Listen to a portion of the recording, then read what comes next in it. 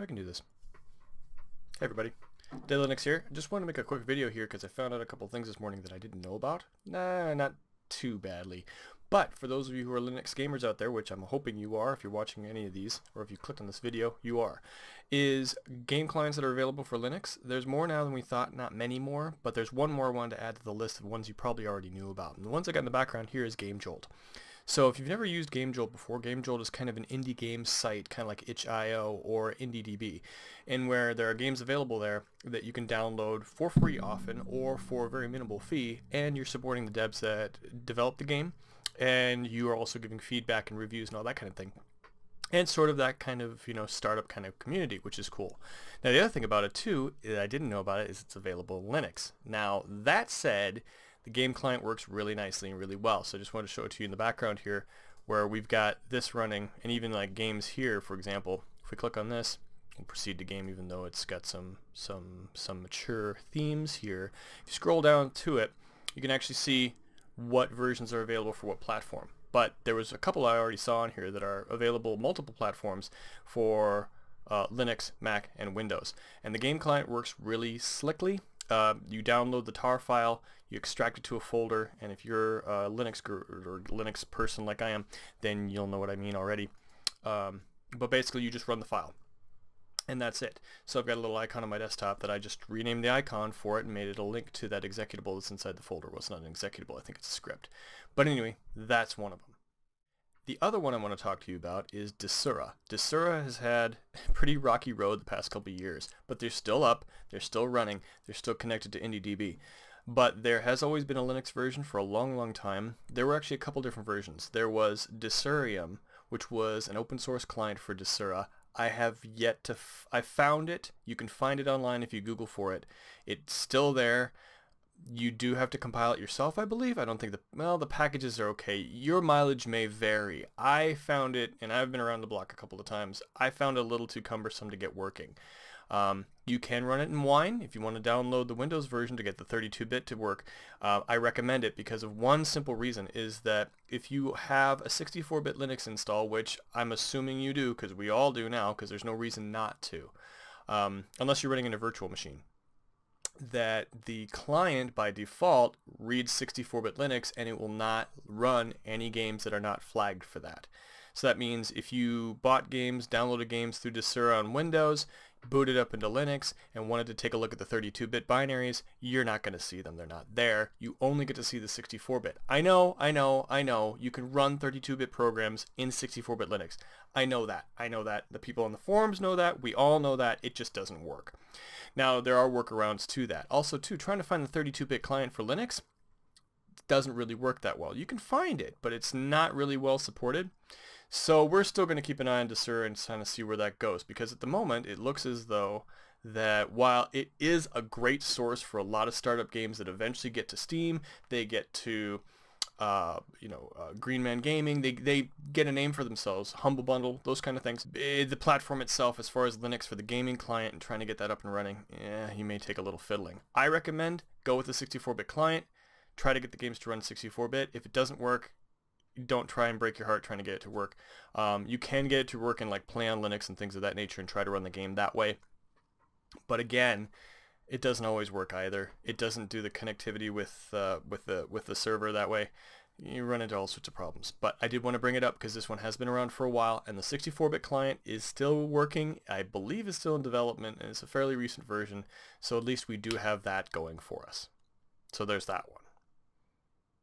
And of course, the last one I want to talk about is one we already know about, which we were really excited when it came out, and we still are very excited about, is Steam. Steam, of course, if you're a Linux gamer and you haven't started installing Steam yet, what's wrong with you? Get on it. Maybe you have some sort of big hang-ups about proprietary software. I give you that.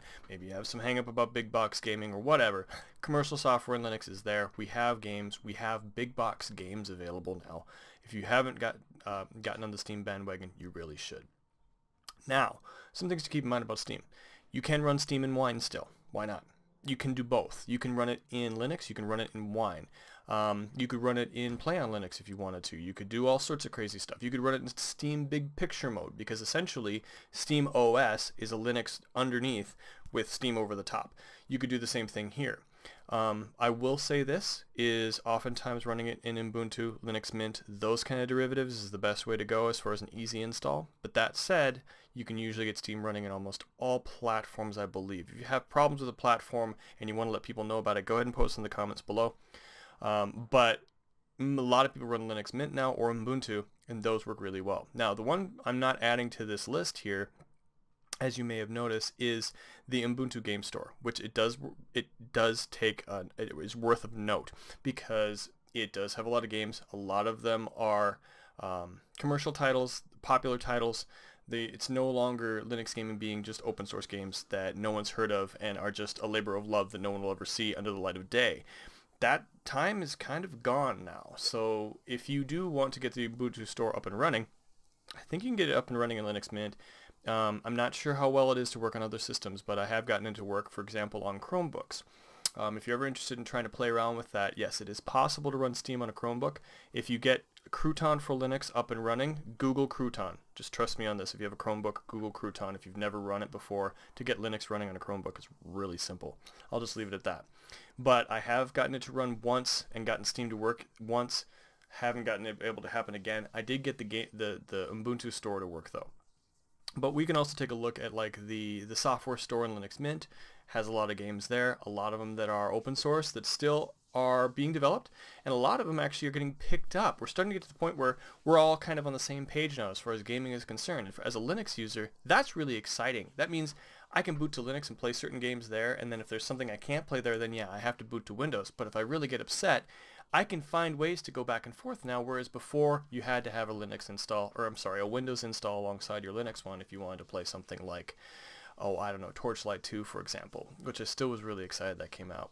Some games to keep in mind now that have Linux versions. Saints Row 3, Saints Row 2, both are available in Linux now. Torchlight 2 is available in Linux if you didn't see that. And you also see in the background we have the Warner Brothers Games Publisher Weekend. One of the games you should keep an eye out for right now is Shadow of Mordor. Shadow of Mordor has a Linux native version available in Steam, and right now it's cheap on the sale. I think I picked it for like $7. So there's no longer any time to whine. You can, I mean, my pun was not intended. You don't have to whine anymore. You can run natively in Linux and have support from the developers.